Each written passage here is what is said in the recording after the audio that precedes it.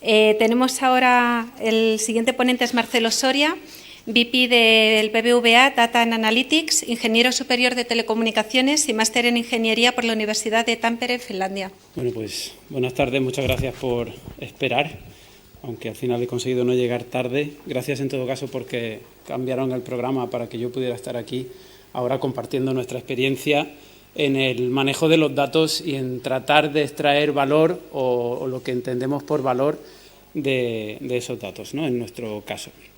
Entonces, quería empezar por ahí, capturando el valor, qué es valor. Y aunque justo acabo de escuchar a Julio preguntar qué es el valor y qué definirlo, pues, en fin, yo también quería lanzarme esa pregunta. Y el diccionario ayuda mucho a las personas para hacer todo esto, ¿no? El diccionario te dice las cosas que no sabes. Entonces, me pregunto qué valor, me salen una serie de definiciones, de posibles definiciones de valor. Hay algunas curiosas que me interesan. Cualidad del... esto se ha pasado solo. Cualidad del ánimo que mueve a acometer resueltamente grandes empresas y a arrostrar los peligros. Si estuviera capturando ese valor del Big Data financiero, pues sería muy interesante ver de qué manera esto permite arrostrar los peligros del Big Data financiero. Entonces, creo que es mejor quedarse con la convencional, grado de utilidad o actitud de las cosas, para satisfacer las necesidades o proporcionar bienestar o deleite, ¿no? Y al final es interesante, creo, considerar que ese valor tiene que estar en el centro de toda discusión de qué es lo que estamos haciendo con los datos. Es decir, los datos no pueden ser sencillamente un fin, sino que tienen que ser un medio, y el fin es el valor ese. Entonces, para ver qué es el valor, vamos a pensar voy a hacer una breve digresión, y voy a hablar un poquito sobre el cerebro, y me estoy metiendo en un jardín importante porque hay gente que sabe mucho más que yo de esto, pero voy a decir únicamente que en el cerebro primitivo el sistema de organización eran módulos altamente especializados, pobremente interconectados, que, se me está pasando solo esto, que, digamos, permitían hacer frente a una complejidad intermedia no demasiado elevada. ¿Por qué? Porque el mundo está lleno de posibilidades y con esas pocas interconexiones entre esas funciones, pues a lo mejor no es tan fácil hacer frente a esa complejidad. Pero cuando surge el córtex, resulta que tiene un modo de funcionamiento, digamos, un principio de organización diferente. Son muchos elementos en origen iguales, en interacción, elementos simples, en interconexión densa, que permiten hacer frente a un entorno más complejo porque pueden adaptarse con mayor flexibilidad. Es muy importante esta característica de la conexión. Y surge en los mamíferos, yo espero tener esto también, surge el neocórtex, que ya digamos, el número de patrones de conectividad es mayor aún, ¿no? Y si lo digo mal, pues perdonadme, es una simplificación muy burda. Porque a lo que quiero ir es a que realmente toda esta evolución de esa capacidad de computación, por así decirlo, de esa capacidad de enfrentarse al entorno, al final responde únicamente a una necesidad. No es que digas, tengo una necesidad, voy a adaptarme al entorno, pero al final el entorno te da, digamos, unas necesidades a las que te tienes que adaptar. Y todo lo que estamos hablando siempre de tecnologías en el entorno de Big Data, que si redes neuronales, reconocimiento de patrones, hacer aprendizaje máquina, para hacer minería de texto, para poder hacer detección de emociones y demás, todo esto no responde sino únicamente a intentar imitar lo que hace la naturaleza, que es maximizar el valor biológico, que el cerebro ya lo tenía resuelto. El cerebro ya fue por ese camino, por el camino de hacer frente a una complejidad de interconexión mucho mayor, de alguna manera, para poder responder a ese problema. Su problema era maximizar el valor biológico. Otros valores que queremos maximizar, pues el valor del retail, el valor comercial, ya pasando a un mundo, digamos, más moderno y menos metafórico. Esta cadena de alimentación en Estados Unidos consiguió realizar un negocio de $100 millones al año recurrentes solo por exponer sus datos a que terceros pudieran utilizarlos a través de un software que utilizaban en la nube, que era su data warehouse en la nube y demás. Y entonces, digamos, en lugar de tener para sí mismos esa capacidad de interconexión de datos que no estaban utilizando, decidieron abrirla, decidieron crear esa especie de neocórtex, o pusieron sus datos en un neocórtex, donde a través de la interacción con el entorno se les generó todo este negocio. Y eso es un valor muy importante, desde luego, para el retail. Nadie creo que puede decir que esto no es un valor para el retail. Entonces, voy a hablar un poquito de nuestra experiencia en esta línea, de cómo hemos hecho nosotros ese paso y qué ha significado para nosotros meternos en esa especie de capa de alta interconectividad. Nosotros empezamos pensando que realmente todo son datos, la vida son datos, ¿no? Prácticamente todo lo que hacemos, toda la vida que tenemos nosotros se desarrolla en un entorno que genera datos continuamente. Hasta podríamos argumentar que nosotros mismos somos datos, puesto que nuestro código genético se puede entender como tal. De todos esos datos se utiliza una cantidad muy pequeña o digamos, todavía estamos en ese cerebro primitivo que tenía poca interconectividad, que tenía una especialización muy elevada, ¿no? Y toda esa información realmente puede servir para describir muy bien todo lo que está pasando, precisamente porque todo lo que está pasando genera información. Y entonces dijimos, bien, esto es un principio muy bonito, inspiracional, ¿de qué manera esto afecta a un banco como nosotros? Bueno, pues resulta que como casi todo lo que hacemos en la vida implica al final, de una manera u otra, un pago, una transacción económica, resulta que tenemos acceso a mucha información de actividad vital, por así decirlo, a mucha información que describe lo que está sucediendo. Manejamos, por ejemplo, 24 millones de transacciones al día. A día de hoy, en nuestra base de datos donde nos ponemos ahí a analizar, tenemos más de 24.000 millones de transacciones que son pues una capacidad de descripción de realidades muy interesante. Y en esa línea de tratar de entender cómo esos datos que tenemos describen la realidad, hicimos un experimento muy sencillo hace unos años, que consistía en, vamos a pintar todos los puntos de venta que vemos en Madrid, los TPVs, las tiendas que aceptan pagos con tarjeta, que son los puntos negros, lo vamos a superponer en el mapa de Madrid y vamos a ver qué sucede. Y sale esta red tupida, bonita, donde se reconoce el barrio Salamanca, con su malla así muy bien estructurada, las zonas del centro, un poco más caóticas. Si quitamos el mapa de base, se sigue viendo Madrid. Tenemos sensores, por así decirlo, en toda la ciudad. Y no son sensores que nosotros hayamos tenido que pagar, son gente que hace su vida. Y haciendo su vida hacen un pago y con ese pago se describe lo que están haciendo. ¿Y de qué manera me afecta a mí eso, o de qué manera me ayuda a mí eso a encontrar un valor en mi negocio? ¿O cómo puedo saber que esto realmente describe? Pues si pinto las calles de Madrid, pinto y coloreo, en azul, donde el importe medio es más elevado, y en verde, donde el importe medio es menos elevado, tengo una descripción de una perspectiva de la vida económica de la ciudad, que empieza a decir algo sobre lo que hay detrás de esa vida. Porque un pago medio más elevado se da... no, esta no es el pago medio, disculpas. Esto es el azul, me equivoqué, el azul es pagos de estudiantes, de gente joven, disculpan muchas. El verde es pago de edades mayores. Entonces, los estudiantes, ¿dónde desarrollan su vida? Al lado de Ciudad Universitaria, principalmente, y por el centro, que es donde hay pues el tipo de actividad que a ellos les atrae, digamos. El barrio Salamanca, sin embargo, está verde, porque esa juventud que está en Ciudad Universitaria y alrededor no va tanto ahí. Entonces, ese dato de pago que tengo yo, ¿me sirve de verdad para describir alguna realidad? Pues parece ser que sí. Realmente, esto ya lo sabemos. Yo vivo en Madrid y sé que esto sucede así, pero ¿qué pasa si me voy a otro sitio? ¿Qué me pasa si me voy a un entorno donde yo no conozco la realidad? A lo mejor consigo una descripción. ¿O qué pasa si me centro en un periodo temporal más afinado? ¿O qué pasa si me centro en una geografía más concreta? Pues puedo aprender cosas que hasta ese momento no sabía.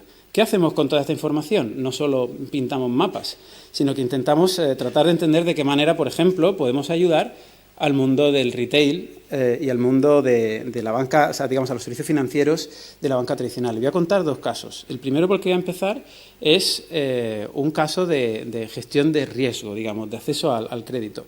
Entonces, supongamos que estamos en este mercado, el mercado de las especias en Estambul, muy concurrido, tanto por locales como por turistas. Y os presento a Mehmet. Mehmet se dedica a ganarse la vida cobrando unos precios exorbitados con un margen alucinante en las delicias turcas que vende en su negocio en este lugar. Y Mehmet, de vez en cuando, aunque le va generalmente bien, necesita pedir un crédito porque tiene que ampliar el negocio o quiere comprarse el puesto de al lado o no lo sé. Entonces, digamos que su información que tradicionalmente presenta a un banco, a lo mejor no nos ayuda lo suficiente a entender cuál es su realidad.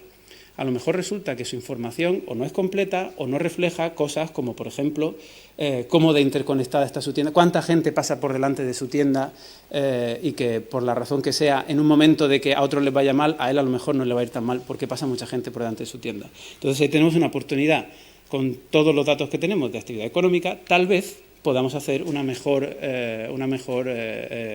evaluación del riesgo crediticio. Hicimos algún pequeño experimento. El experimento que hemos desarrollado con IC no os lo puedo enseñar porque, en fin, todavía está en desarrollo y es algo que pensamos que puede ser muy interesante, pero este es digamos, más básico. Lo hicimos hace un tiempo, pero yo creo que ilustra bien la cuestión. Cogimos el Paseo de Gracia en Barcelona y pintamos todos los pagos con tarjetas que hubo durante un mes en barritas cuya altura representa el número de pagos en ese mes, en ese comercio, y cuando hay varias barritas apiladas es porque hay varios comercios en el mismo número, un centro comercial, lo que sea. Y de repente vemos que hay pues una barra enorme aquí que representa pues un grandísimo porcentaje de los pagos. De hecho, concentra el 15% de los pagos que hay con tarjeta en esa calle, que es el eje comercial principal de Barcelona. Esto ya es algo bastante interesante. Entonces, no es solo interesante que concentre tantos pagos, sino que comparte el 40% de sus clientes con los negocios que hay alrededor. Y esta es la información que nos interesa. No tanto el del 15%, ese no va a tener ningún problema cuando pida un crédito. Pero a lo mejor estos comercios otros más chiquititos que están por aquí, si me fijo solo en la información que tradicionalmente utilizamos para hacer un scoring de riesgos, pues tal vez resulte que me sale que no le puedo dar un crédito porque hay un riesgo determinado o no sé.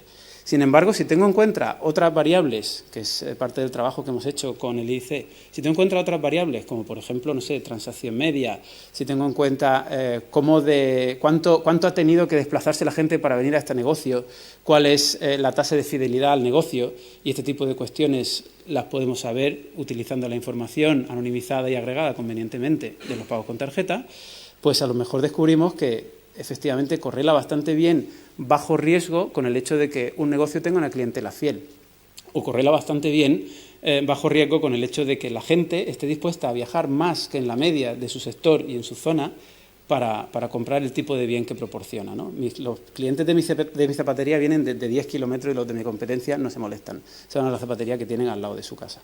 Entonces, todo esto es muy relevante y puede dar lugar a nuevos tipos de modelos de riesgo, ¿no? Y bueno, ya estamos haciendo experimentos en ese sentido y los resultados son prometedores. Volvemos al mismo escenario y volvemos a nuestro amigo Mehmet, quien se está preguntando, porque me está mirando, que de dónde viene ese tipo que le está sacando una foto. Y a lo mejor si utilizamos el tipo de información que tenemos por los pagos con tarjeta, al cogerlos de manera anonimizada igualmente podemos sacar unas estadísticas que no es más que unas estadísticas básicas, no es grandes tecnologías de Big Data todavía, de ver cuál es la afluencia, cuál es el origen, digamos, de los clientes que pasan por ese comercio. Entonces dice, resulta que ha mirado en la herramienta y tiene X% de clientes que son andaluces, que soy yo, y entonces se pregunta, ¿tendré que contratar a un dependiente andaluz? Tenemos una oportunidad de ayudar a los retailers a mejorar el conocimiento que tienen de su realidad comercial a partir de todos estos datos. Y ahí pues también hemos desarrollado una serie de experimentos. El esquema en el que hemos tratado de centrar de qué manera podemos aportar valor a todo este mundo del retail es pensar en qué es lo que realmente conoce un comerciante. Pues un comerciante conoce algo sobre sus clientes, conoce algo sobre su área, un comerciante conoce algo sobre su sector. Y de todo eso, de la intersección, conoce una pequeña parte. Pero, ¿qué pasa con mis clientes cuando no están comprando en mi tienda? Cuando van a otra zapatería que no es la mía. ¿Qué pasa con mis clientes cuando salen de mi zapatería se van a comprar otro tipo de bienes? No sé nada sobre eso. ¿Qué pasa sobre los que no son clientes pero están pasando al lado de mi tienda, no han comprado nunca aquí? Con los que no son clientes y además están comprando mi tipo de bien. Entonces, hay muchas preguntas que es difícil de contestar por medios tradicionales y que de hecho hay algunas que es que ni se puede. Puedes encargar encuestas, que es muy caro, puedes encargar otro tipo de estudios que a lo mejor no llegan a la profundidad de esto. Todas estas preguntas son oportunidades realmente para el retail, porque pueden lanzar campañas de diversificación de su oferta, pueden lanzar campañas de cross-selling con los comercios con los que comparten a lo mejor clientes, pueden lanzar campañas de fidelidad, que esto es algo más clásico, que es más fácil, expansión, tratando de ir hacia los lugares de donde vienen sus clientes, aunque no creo que el amigo Mehmet vaya a abrir una sucursal en Andalucía, pero bueno, si tuviera suficientes, a lo mejor pone un servicio de envío. Entonces, tratamos de dar respuesta a todas estas preguntas utilizando el tipo de información que tenemos nosotros. Hicimos algunos experimentos, como por ejemplo entender cuántos clientes comparten tiendas de la misma cadena, y hay algunos centros que comparten una gran cantidad de clientes por ahí arriba y por aquí abajo, y a lo mejor un retailer puede decidir cambiar el tipo de oferta que tiene en cada establecimiento, dado que ya comparte clientes, optimizar sus rutas de reparto, puede hacer muchas cosas a partir de este tipo de información. podemos tratar de entender cuál es el índice de fidelidad, por así decirlo, que tienen las personas que viven en una determinada zona hacia mi negocio. Entonces veo que en una determinada cadena de restaurantes en el sur de Madrid hay bastante fidelidad a mi negocio. De cada 100 euros que se gastan estas personas en restauración, pues un 20 euros, por ejemplo, un 20%, se lo gastan en mi cadena, y esto me interesa mucho. Sin embargo, en el centro de Madrid no hay, y con esta información ellos pueden decidir lanzar una campaña de marketing, un programa de fidelización, muchas cosas.